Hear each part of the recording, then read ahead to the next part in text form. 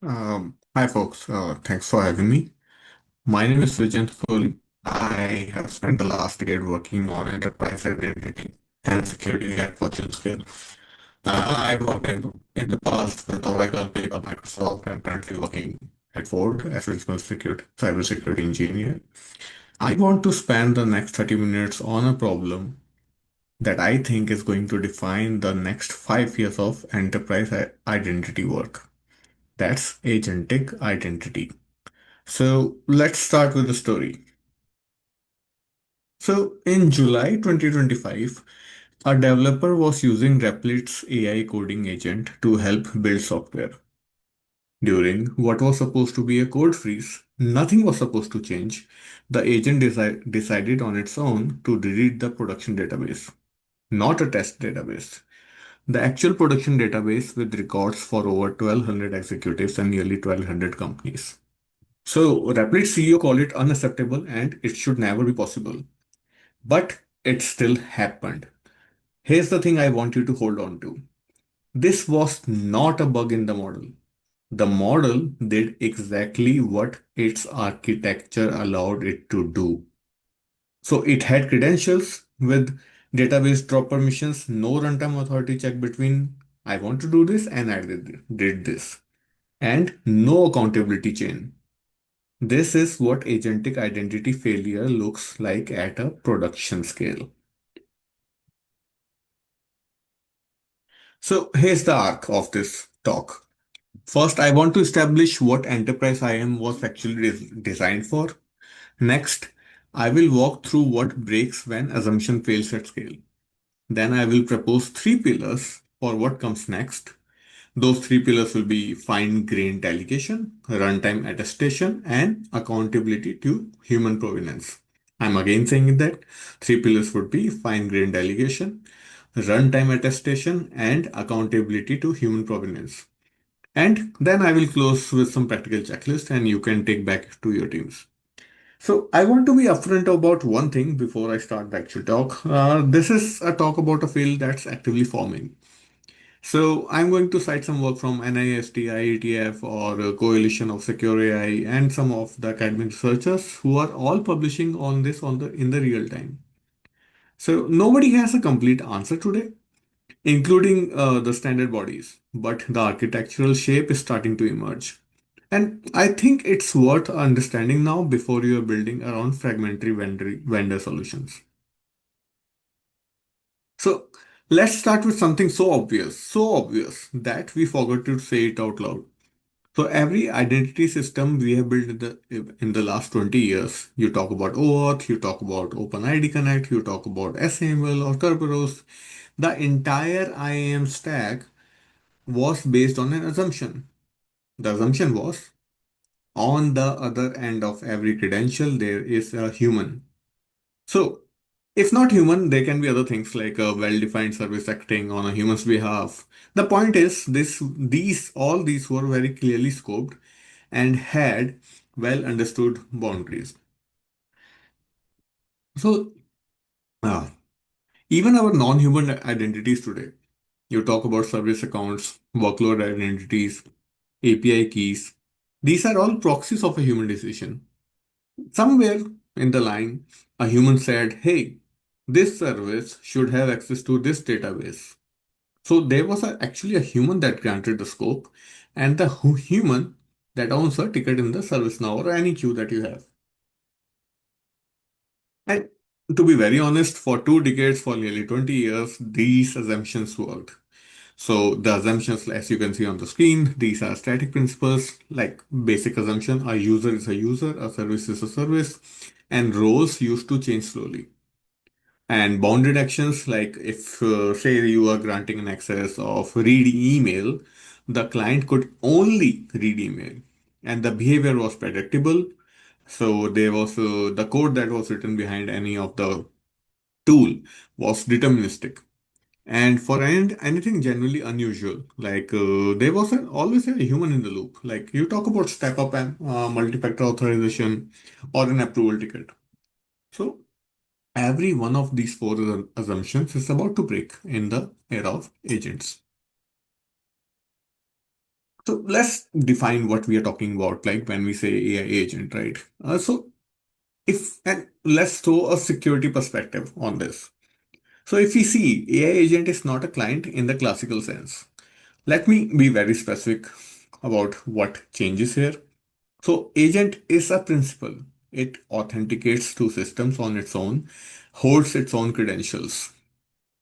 An agent chains actions. You tell it to book a flight. It will, and behind a single intent, what it can do, it can have 15, 20, and sometimes 100 of the API calls. And these are all decided in the real time. Agent delegates to tools it invokes, sub-agents and other agents in the multi-agent orchestration. And critically, an agent reasons. So their behavior is not deterministic, their behavior is emergent. So take this as an example, like two invocations of the same agent with the same input may take different paths, right? So none of the four properties from the previous slide that you have seen, static bonding, predictable, and human in the loop, holds for the agents. So these are some stats on the ratio of non-human identity to human from different companies. So what I hear about when I go to these talks, when I go to some conventions, and mostly in leadership conversations, like most enterprises do not have a reliable inventory of their NHIs today. They do not know how many they have. They do not know who created them. They do not know what those identities can access. And they are about to add another 10x, 100x more agents. So these are other facts and incidents that have happened in the past year. So all I have already started with the Replit, but let's look at the other three that are on the screen. So when security researchers at Gnostic scanned the public internet for an exposed MCP servers, they found nearly 2,000 servers and they had no authentication. Yeah, it's surprising for me too. In April 2026, OX Security disclosed a systematic vulnerability affecting around 200,000 MCP instances. Meanwhile, the last point about the military atlas, they added, I think there was 14, yeah, 14 agent-specific attack techniques in a single release in Feb 2026. And these were all real data that was contributed by Zanity Labs and other organizations. So the threat model is not will something go wrong? It's about what will break first. Moving on to next one. So I'm gonna spend some real time on this one, right? So these are the standard bodies that you can see on the screen, right? They are all working on the problem right now, and they are all publicly saying the same thing that this is unsolved. So if we talk about NIST, right? So they launched the AI agent standards initiative in Feb 2026. Their concept paper identifies accountability gaps in autonomous action chains. The clear quotation was like the inability to trace an agent's downstream action back through the delegation chain to a responsible human authority is one of the most urgent vulnerabilities. And if we talk about the IETF WIMSI group, working group, they published an architecture draft in March 2026 that names multi-hop delegation as an elevated risk. If we talk about COSI workstream, that is published in the OSS in May 2026, just a few months, like a quarter back. So they sets out imperatives for testing agents as first-class identities and eliminating standing privileges, but stops short of very normative specification. So what I want to say on this slide or convey is like three of the most credible bodies in our identity and security world have all within the last 12 months said the same thing. What they have said is, we do not have this thing yet. This is both a warning, but I also want to say that this is an opportunity. So let's spend some time in understanding why OAuth breaks for an agent. So for this, right, we'll use an example. Hmm. So let's say we have a user, Sarah. Sarah wants to use Zapier to read her Gmail. And then she wants Zapier to send her a Slack notification when certain email arrives. Okay, that is the premise that we are gonna use. So what happens usually? Sarah will click on authorized Zapier and Google shows her a consent screen. Say, hey, Zapier wants to read your email, approve or not. And she click approves and then Google issues Zapier an access token. Zapier has now authority to read Sarah's Gmail. That's basic OAuth, right? OAuth was working in this scenario as exactly as it was designed. And it works because Zapier is a very well behaved client. It is deterministic, it is bounded, and it is purpose driven. So let's watch what happens when we swap Zapier with an AI agent. So, talking about the first thing, that is standing scopes. So, when Sarah authorized Zapier, the token got issued with a scope. Let's say Gmail.read only. And Zapier does only one thing. But in case of an agent, when Sarah will say, hey, help me manage my inbox, the agent thinks, hey, I might need to read email, sure. Maybe I will need to send email also, not just read email, but send also. Okay, sure. Maybe access the calendar to reschedule things. Maybe I will need Google Drive for reference documents. So what happens here that the agent requests all of these scopes upfront at the consent time because it does not know what it will need to do. The result is that it accumulates the scope. The scope accumulation is the keyword here. So the token now carries a very broad authority the agent will use in combination that a user never anticipated. What this really says is OAuth scope was designed to describe what a client will do.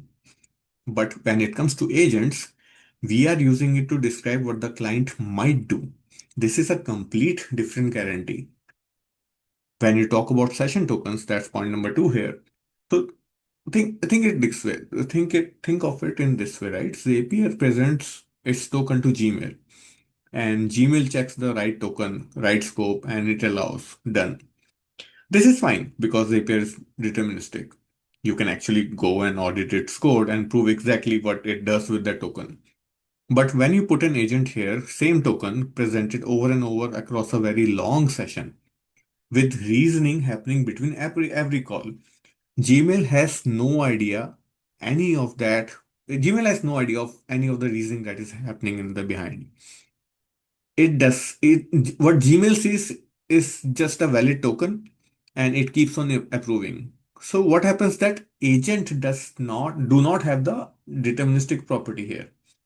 Therefore, the check needs to move to the action, and the OAuth currently does not have any mechanism for it. Talking about the third point, refresh flow. So what happens like with OAuth? OAuth let long-running clients refresh expired tokens and without reconsent, right? It makes sense. For Zapier, it is fine because as it runs the same job forever and same scope also forever. But when it comes to an agent, the task keeps refreshing with the same authority and nothing shrinks after use and nothing expires per action. The refresh flow was designed for maintenance, but agents are using it for an indefinite, unrestricted access. When we talk about client credentials, so OAuth has a grant type called client credentials. The client authenticates as itself, then it gets a token, and there is no user in the picture. And it is designed for like webhooks, batch jobs, server to server calls, etc. But agents have discovered this as the fastest path to skip the consent flow. So agent authenticates at itself and done. But except an agent is acting on behalf of a user, but the token contains no reference to the user.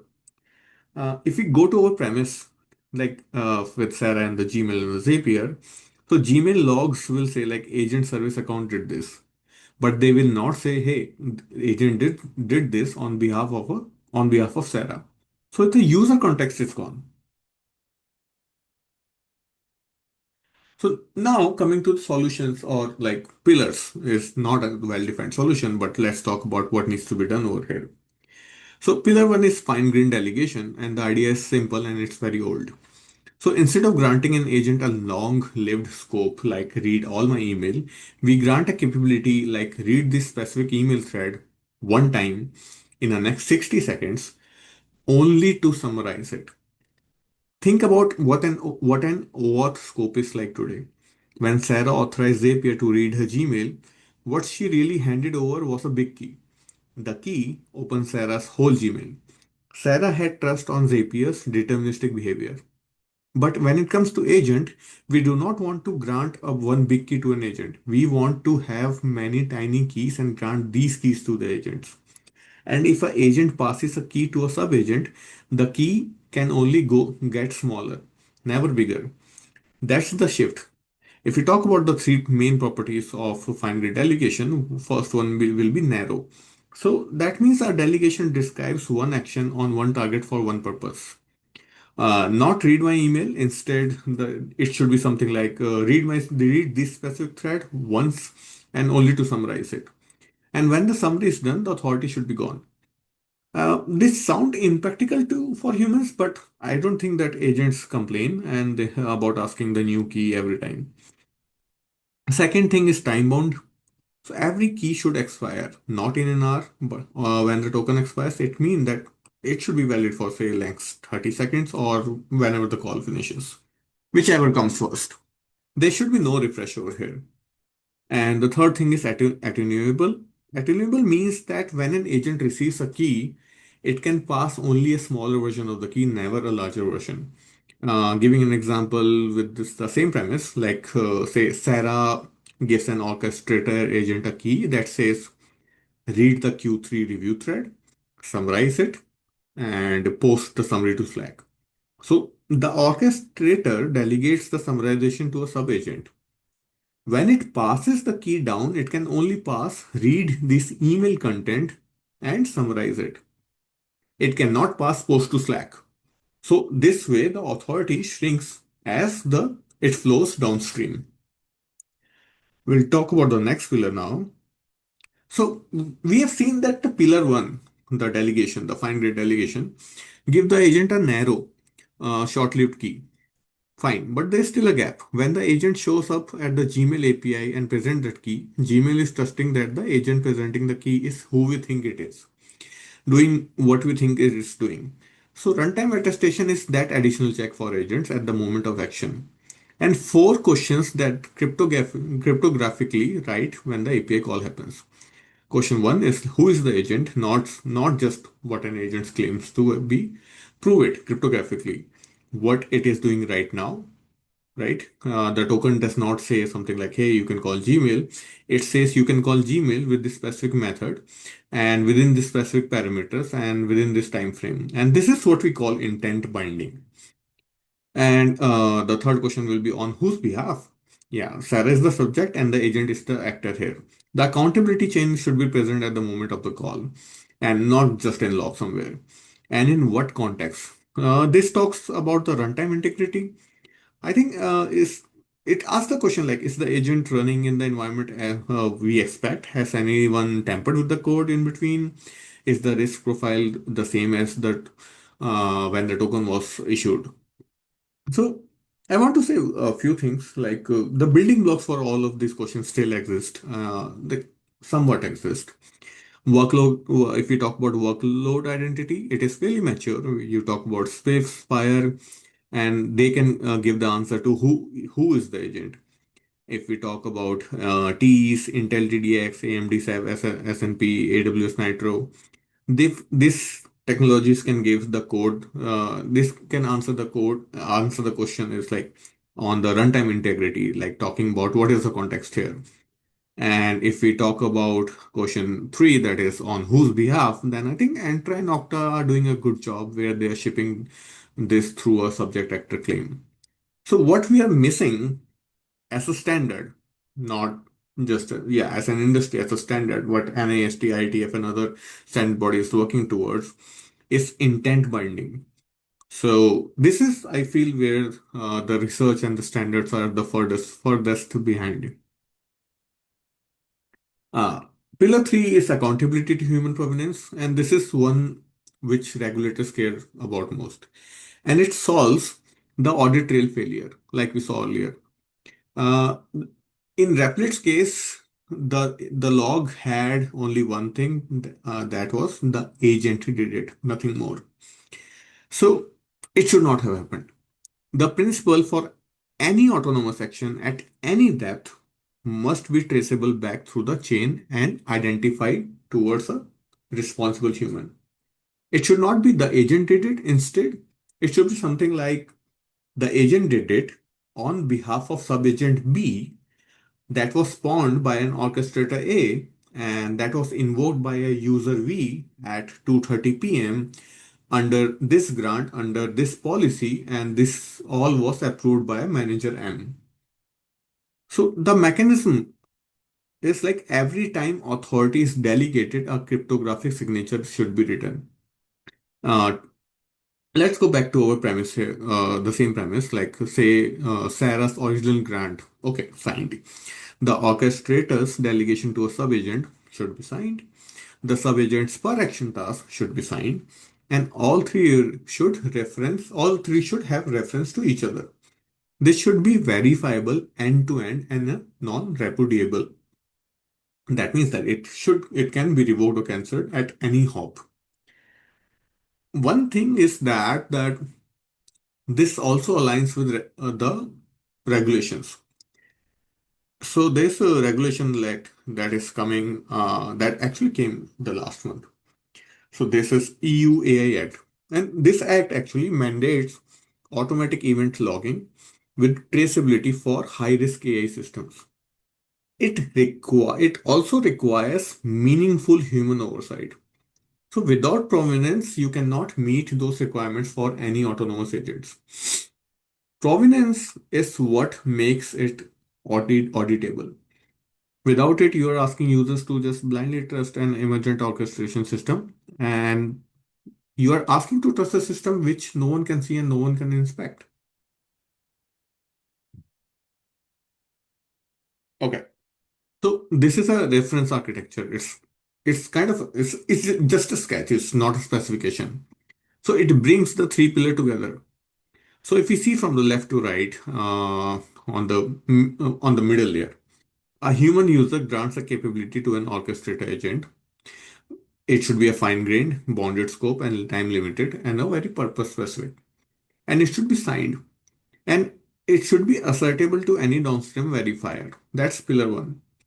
The orchestrator delegates to a subagent, right? But only a subset of what it received. This is where we are focusing on attenuation. It cannot expand, and delegation is again signed, referencing to the parent grant.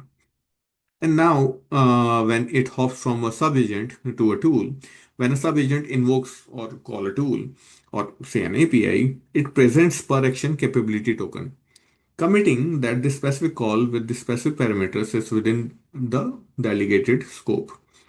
Runtime attestation verifies the agent in the expected environment, and the intent commitment matches the actual call. That was our pillar two. So what happens if you see the bottom layer, right? At every hop in the middle layer, you see human to orchestrator, orchestrator to sub-agent, and sub-agent to tool. So every hop has a connection to the policy engine. So at every hop, policy engine evaluates and the signed assertion goes to the audit trail. The audit trail is our accountability chain. If you walk it backwards from any action, you will find a human. That's pillar three. And you should find a human. So no single piece in this sketch is novel, and this is a sketch of where the field is going. It is not a specification that you can implement this coming Monday or next month, right? So one key phrase here is like whenever you see on the screen, keep this in mind that delegation flows down and attenuates, accountability flows up and aggregates, and attestation should be at every hop. So I want to ground the three pillars in one of the existing industry solution, and this is because I already worked with Microsoft frameworks, and this is not like I'm saying Microsoft is one of the prominent one. I'm not selling anything. This is just my personal opinion, and that grounds on the fact that I have worked with Microsoft Enter the most. not that exclusively or extensively with other frameworks. So Microsoft Enter Agent ID is, I believe, that one of the most concrete implementation shipping today, and it got GA in 2026. So as I told, I have worked in the Entra stack, so I can tell you what it does and where the gaps are. So Entra treats agents as first-class identities, not as service principals. Uh, so they came up with a new object type called agent identity, and it came from a blueprint with the mandatory human sponsor recorded for accountability. When an agent acts on behalf of a user, token is clean. The subject will be a user and the actor will be an agent identity. And they can extend conditional access, real-time risk, and lifecycle workflows to these agent identities. So, if we talk about the delegation, the three pillars that we talked about, pillar one was delegation. So, Entra ships access packages with a very like blueprint scope permissions. This follows the principle of least privileges. I've seen some gaps over here. The gaps are like per action attenuation and intent binding are missing. The scope is bounded, but still the scope is the session scope. These are not per action or per invocation. We talk about pillar 2, so enter extends conditional access to agents, which can be based on IP, I think device posture, signals at authentication level. So this covers identity plus context. But again, there are some gaps. Like if we talk about runtime integrity of an agent process itself, TE attestation or intent commitment at an API call, yeah, these are still open gaps over there. When we talk about provenance, I think that Entra has one of the strongest provenance. Every agent has a mandatory sponsor, and every action logged with a actor and subject preserved. So, and it can chain back to sponsoring human, and it is queryable at every hop. Though there are some gaps, and the gaps came only when you are going outside the Entra network, the interoperability of the chain across vendors. Say an agent hops through Entra through an Okta managed agent or to an AWS or maybe to both. This is where the chain fragments. So I'll say this that Entra is addressing some of the well understood parts. The hard parts are still open. It is not a criticism of Microsoft. These are just my personal observations.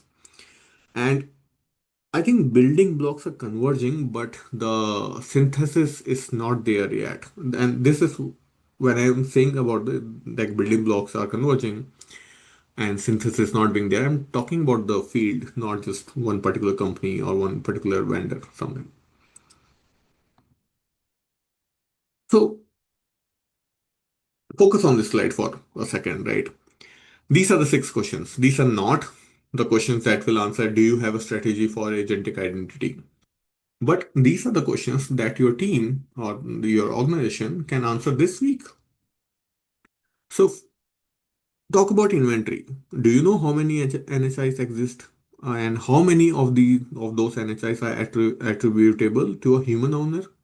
If your answer we don't know, that is your first project. Talking about standing privilege, any agent identity with 24 which is running more than 24 hours and has access to a production, do you have a count of those? And do you know why they are running for more than 24 hours and have access to production? Okay, the answer might be okay because it needs to. I understand, it's fine. But it should be a deliberate action, not like you do not even have an account of what is happening or which agents have access to which production DBs or project production systems.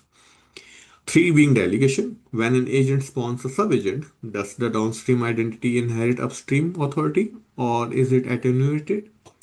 If it inherits, you have a privilege escalation surface that needs to be measured. Attestation. When your agent invokes a tool or an API, do you verify anything about the runtime state at the moment of invocation? Or do you purely relying on the token? Are you purely relying on the token? So I think most enterprises today are purely relying on the token. Provenance, pick any agent, right? Pick any agent from the last 7 days that you have used and walk it backwards and identify the responsible human. And if not, there is an accountability gap. And six being segment, and the last one, segmentation. So Does each agent have a narrow, well-defined function? Or is any agent a general purpose principle with a broad authority? So narrow agents contains the blast radius, right? A limited blast radius. So general purpose agent do not have. They have a bigger blast radius. And what I read in while researching for this topic is this is coming from an IBM's identity team, that zero trust at the agent function layer and least privilege principle should be applied to what an agent is even allowed to think about. So if you can answer all six, you are ahead. I will surely say you are ahead of most of the teams or most of the organizations or even most of the companies. But if you cannot, now I will say like you know where to start. Three things if you want to take any three things away from this whole talk. One, the identity assumption that worked for the last 20 years is breaking. It's not, it will break. It is breaking right now. Two, the problem is unsolved. This is not me telling you. This is NIST, this is IATF, all the standard bodies, and all are saying this publicly in the last 12 months. If you are being sold a complete solution today by any vendor, be skeptical. Three, the architecture direction is coming into focus. Fine grained delegation, runtime attestation, accountability to human provenance. You can start evaluating your solutions, maybe vendors, standards, or your own architecture. And you should start evaluating your solutions against those three pillars today. So we are at a point in this field where the shape of the answer is visible, but the specific answer is not. So I will say in the last, this is the last slide. Yeah, I will say this like if you're going to spend an hour on one thing after this talk, I think you should spend it on OAuth top 10 for agentic applications. These were released in December 2025. And the most concrete artifact in this space, yeah. NIST concept paper if you are in the regulated industry, and the IATF if you are a protocol person. So, yeah, those are great starting points. Okay.